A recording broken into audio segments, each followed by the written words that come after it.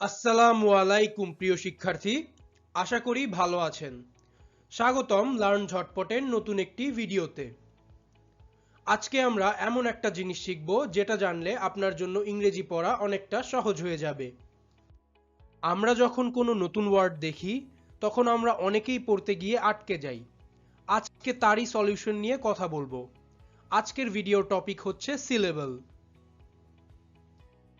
আপনি কি কখনো খেয়াল করেছেন কিছু ইংরেজি শব্দ বা ওয়ার্ড এক নিঃশ্বাসে বলা যায় বা একবার মুখ নাড়িয়ে বলা যায়, আবার কিছু ওয়ার্ড বলার সময় মুখ কয়েকবার নাড়াতে হয়। এখন স্ক্রিনে দেওয়া শব্দগুলো লক্ষ্য করুন। যেমন ক্যাট। ক্যাট শব্দটি উচ্চারণের সময় আমাদের মুখ কিন্তু একবার নড়ে। ঠিক একইভাবে টেবল বা টেবিল, এখানে একটা নোট। টেবল ইংরেজি শব্দ, তাই এটা সঠিক উচ্চারণ টেবল, কিন্তু বাংলায় আমরা টেবিল বলে থাকি। সো এটা নিয়ে জানি কনফিউশন না হয়। এখন দেখুন, টেবল শব্দটা উচ্চারণের সময় আমাদের মুখ কিন্তু দুইবার নড়ে। বল, টেবল। ঠিক একইভাবে বানানা। বানানা উচ্চারণের সময় আমাদের মুখ তিনবার নড়ে। বা না না, বানানা। কেন এমন হয় এর উত্তর লুকিয়ে আছে একটি শব্দে, তা হচ্ছে সিলেবল। তাই আজকের ভিডিওতে আমরা শিখব সিলেবল কাকে বলে এবং কিভাবে সিলেবল কাউন্ট করতে হয়। এখন তাহলে আসা যাক, সিলেবল কি? সিলেবল হলো কোনো শব্দের সাউন্ড ইউনিট, অর্থাৎ শব্দের ধ্বনির একক। প্রতিটা সিলেবলের ভেতরে অবশ্যই একটা ভাওয়েল সাউন্ড থাকে, যেগুলো হচ্ছে এ, ই, আই, ও, ইউ। এগুলো অর্থাৎ একটি সিলেবল হতে গেলে সেখানে অবশ্যই একটি ভাওয়েল সাউন্ড থাকতে হবে। এ, ই, আই, ও, ইউ, এই পাঁচটির যে কোনো একটি অবশ্যই থাকতে হবে। এখন আপনি সিলেবলকে একটি শব্দের পা বা স্টেপ অর্থাৎ ধাপ হিসেবে ভাবুন। আপনি যেমন সিঁড়ি দিয়ে এক এক ধাপে ওপরে ওঠেন, ঠিক তেমনি বড় বড় ওয়ার্ডকেও আমরা ভেঙে ভেঙে বা ধাপে ধাপে পড়ি। আর এই প্রতিটি ধাপ হচ্ছে এক একটি সিলেবল। যেমন বানানা। বানানা শব্দটিতে কয়টি ধাপ রয়েছে? তিনটি ধাপ রয়েছে। এই তিনটি ধাপ হচ্ছে বা না না, বানানা। এবং তিনটি ধাপের শেষে একটি ভাওয়েল সাউন্ড আছে, এ আছে, দেখুন।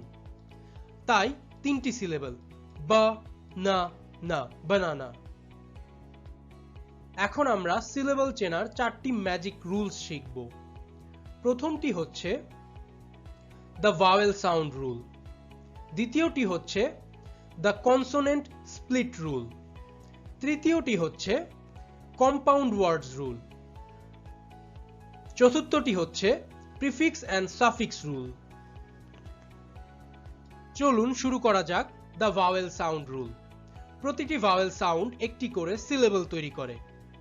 যেমন এলিফ্যান্ট। এলিফ্যান্টে এ, লি, ফেন্ট, এখানে তিনটি ভাওয়েল সাউন্ড আছে, তাই তিনটি সিলেবল। ঠিক একইভাবে বানানা। এখানে তিনটি ভাওয়েল সাউন্ড আছে, বা না না, বানানা, তাই তিনটি সিলেবল। এখন আসা যাক দ্য কনসোনেন্ট স্প্লিট রুলে।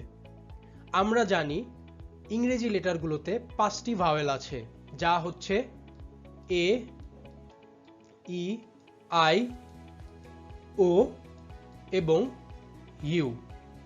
এই পাঁচটি হচ্ছে ভাওয়েল, এবং এই পাঁচটি বাদে বাকি যা লেটার আছে ইংরেজিতে সবগুলোই হচ্ছে কনসোনেন্ট। এখন আসা যাক নিয়মে।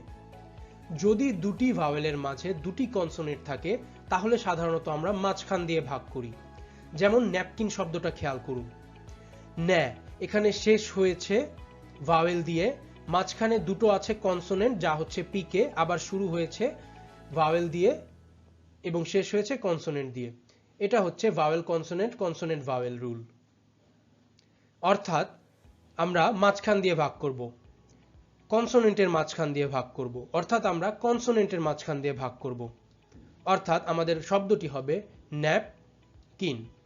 ঠিক একইভাবে এখানে খেয়াল করুন, বি এ ভাওয়েল দিয়ে শেষ, আবার দুটি মাঝখানে কনসোনেন্ট আছে, শেষে আবার ই দিয়ে শুরু, টি দিয়ে শেষ, অর্থাৎ এটাও আমরা কনসোনেন্টকে মাঝখান দিয়ে ভাগ করব, অর্থাৎ বাস্কেট।